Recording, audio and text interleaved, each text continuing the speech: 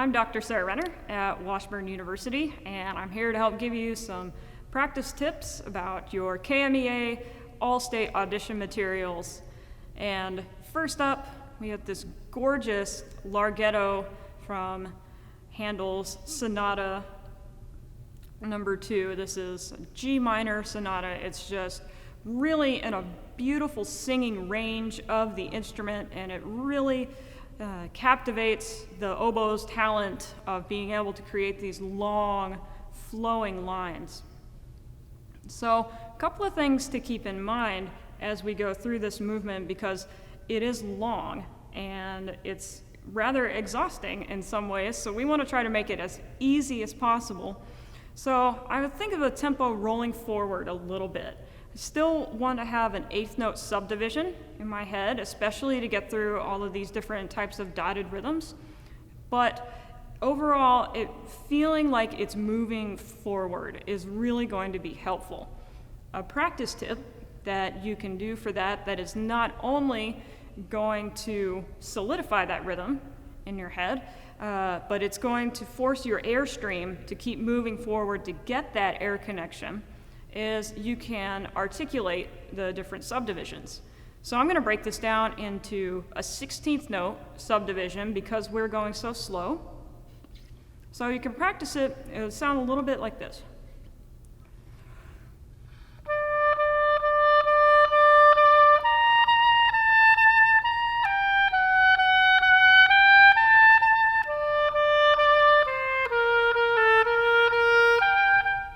So that way, you're creating a sense of pulse, a sense of rhythm, and to get a clear articulation, you have to have that airspeed really close to the front of the teeth, really fast into the reed. And so doing that will help with both of those things. And that's something you can apply throughout this whole movement.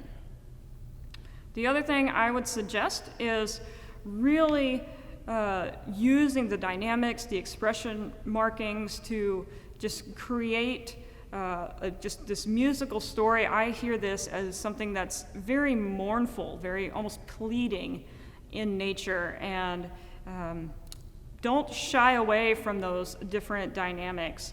A couple of spots to keep on your radar is as you're slurring down after letter A, and we're getting into this longer diminuendo toward the end of that phrase, be sure to not get too soft too soon, because there's that descending slur, the A to the D, which we know is the tendency is going to want to kind of honk a little bit.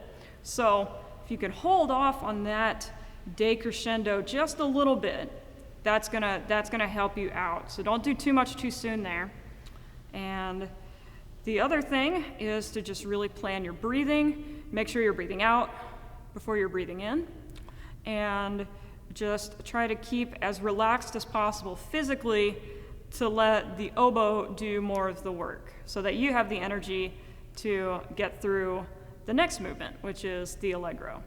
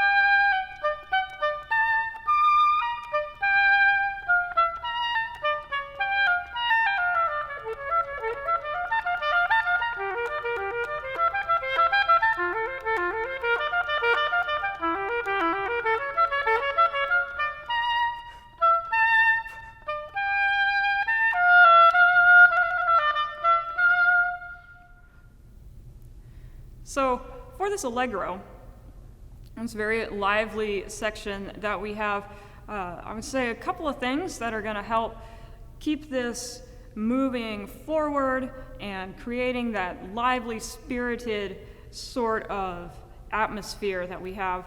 One of the things would be to make sure that staccato notes are not too short. The staccatos get too short, things start to get a little bit pecky sounding. It's a little bit harder to get a consistent speed. It's going to create more tension in the jaw and overall just make this a lot harder than it needs to be.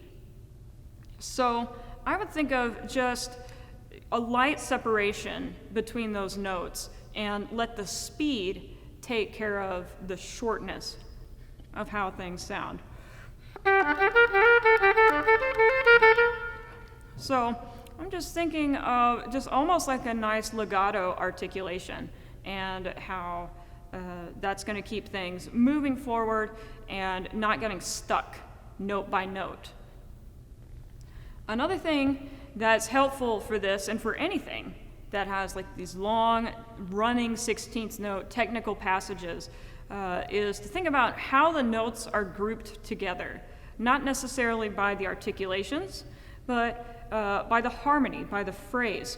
So if I look the sequence that we have after letter B, I'm going to play this a little bit slowly so you can kind of hear these groups. So we've got a nice group there, and then it restarts.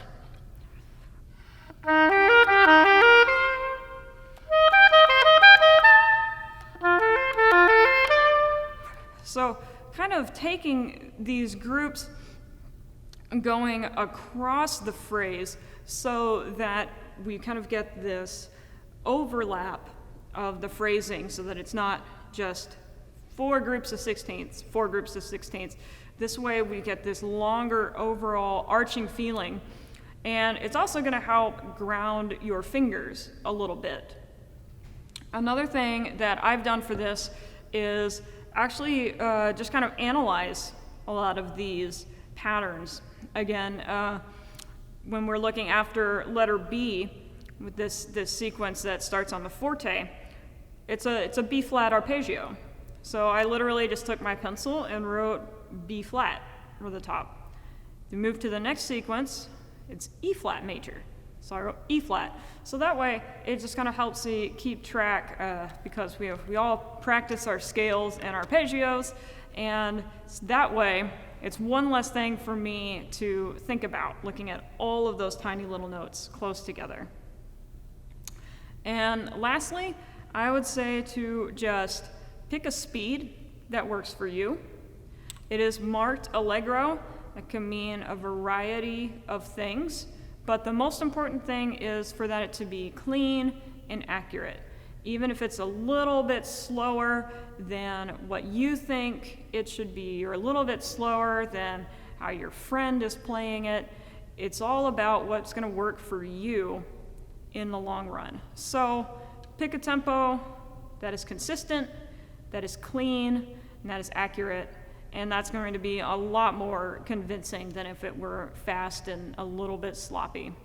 So I hope that you have found some of these tips helpful, and I wish you the very best of luck in all of your musical endeavors and auditions this coming year. And I'm Dr. Sara Renner. I'm the instructor of oboe at Washburn University.